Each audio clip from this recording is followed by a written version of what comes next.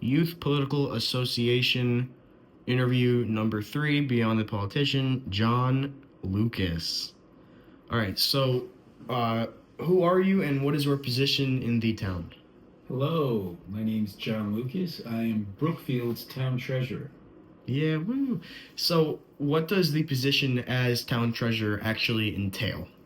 The Town Treasurer is an interesting role. It's defined in our charter, and the charter is basically like our constitution for the town. It's all the rules that at the town level you have to follow.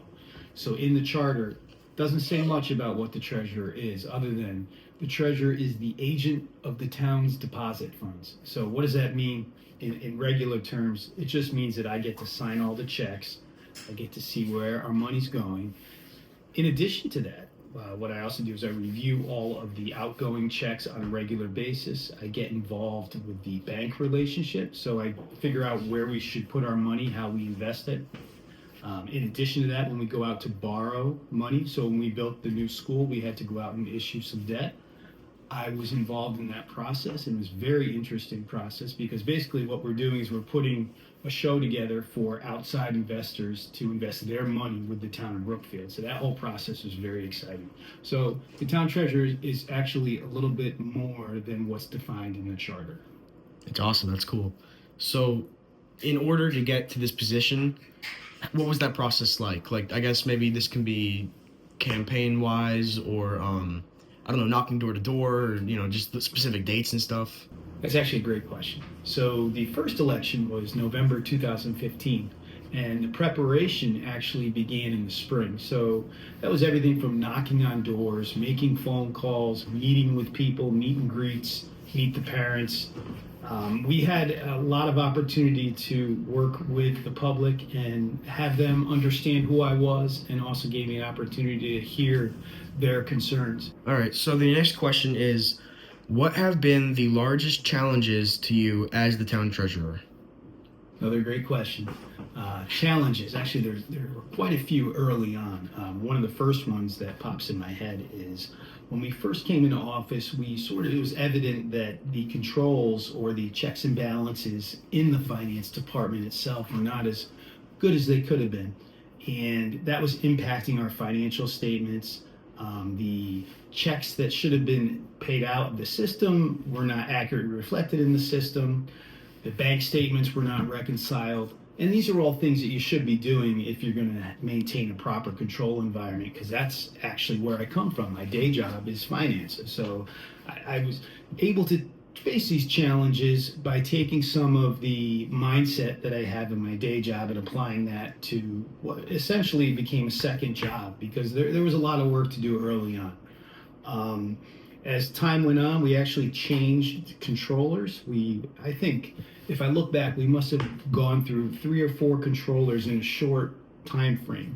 And the controller is really the head accounting person who kind of should understand the entire health, the fiscal health of the town itself.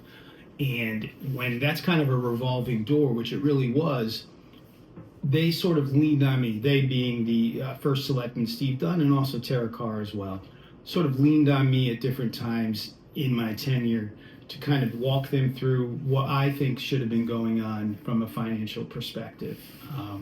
There were challenges. I overcame them. We overcame them.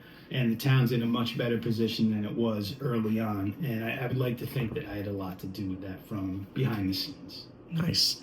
So my next question is kind of on a different note here. It's another aspect of your life, you as an individual. So what do you value most and why do you value it? First and foremost, I value my family.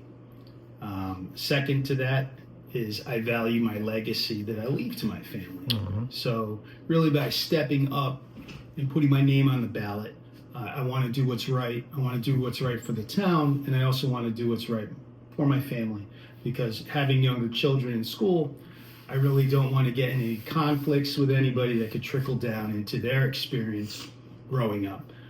So I'm very aware of my public persona when it comes to saying things that are outside the norm of what's appropriate or what's not appropriate. I try not to get involved in any of the political back and forth, and I think I've done a very good job at staying neutral, which is very important. Awesome. Yeah, it sounds good. All right. So, sort of back to your political position. What has most shaped your views as an individual? So, I mean, this could be, again, values, or this can be something like experiences, growing up, childhood, just generally what has shaped your values and what has had the most impact on them. I would say the things that have shaped me the most and kind of molded me into who I am today and how I approach this elected position really has to do with parents, grandparents, friends, and family. I was always taught to be polite and to do the right thing, and I've always had that in the back of my mind, and it's carried forward, throughout my life. I've had instances where I had to make decisions, and it would either be the easy or the difficult, and I would option B be better than option A. I would end up always choosing the choice that allowed me to do the right thing. So that I feel that my childhood probably pushed me in that direction. That's awesome. Thank you. This is more of a fun one. These are all fun. I know, right? These are all fun. Yeah. No, what types of things do you enjoy outside of your position in the town or your time at work? What do you enjoy doing? Playing music, singing, Yeah, woo. playing acoustic guitar, spending time with my family. Mm-hmm. These are all important things to me, and they kind of help me let off some steam, because there is some pressure and some stress associated with being treasurer, and there's certainly stress associated with having a day job in finance in particular. So spending time with my family and letting some steam out by playing some music. Absolutely. On that same note of music, I kind of want to hear you talk about your experiences in with musicians and your experiences in bands and stuff, especially Fast Ricky. Well, I mean, I've been in bands, honestly, since high school. So I went to Brookfield High School. I graduated a long time ago, 1991. A long time ago, I know. Brookfield actually used to have a carnival, and it was where the firehouse is next to Town Hall. In the back there used to be an area where they would set up amusement rides. They would have games, kind of, what do they call that? Okay, a fair, a carnival. Yeah, the Midway. The Midway, yes. Midway. They would have a Midway set up. It was very small, but it was very cool. And actually, one year I was in a band, and we played on a stage in front of all my high school friends and sang some 80s rock and roll, some Bryan Adams, some Guns N' Roses. It was a lot of fun. So that kind of followed me throughout my life. I've always been attached to music, either playing in bands or going to see bands. Recently, I was able to throw an all-day music festival, which actually raised some money.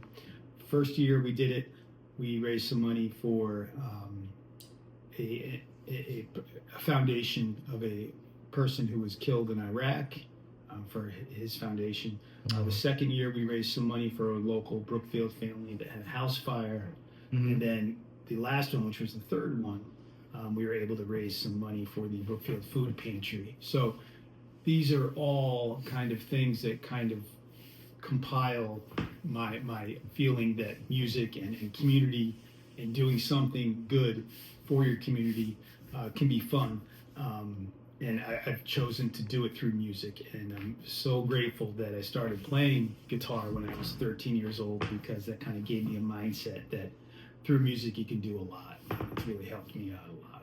Now, my last question is, if you could give any piece of advice to a high school student right now, what would you tell them? It's easy. Pay attention and start early. Mm-hmm. Pay attention and start early. Right now, these meetings that I go to, quite often I'm the only person who's physically there that's not on the board or not on the committee. Mm-hmm. I feel obligated to be there, of course, through my role, but I also wish that youth and young and old alike would actually show up, because you can really learn a lot. There's a lot of disinformation and misinformation in social media. And by attending these meetings, you can really know what's going on, because that's so important. This is absolutely your town as much as it's my town. We're all invested in Brookfield doing well, and I think that would be my most important piece of advice, would be just to pay attention and go to these meetings. Agreed. Some of them are sort of entertaining because there are those political back and forths, which, again, I'm not part of, but I'll certainly sit in the audience and watch them, and it would be great if I had some of you with me. So hopefully one of the next meetings, the Board of Selectmen meeting, is always interesting. The Board of Finance is a little dry, but sometimes they go into some interesting topics as well.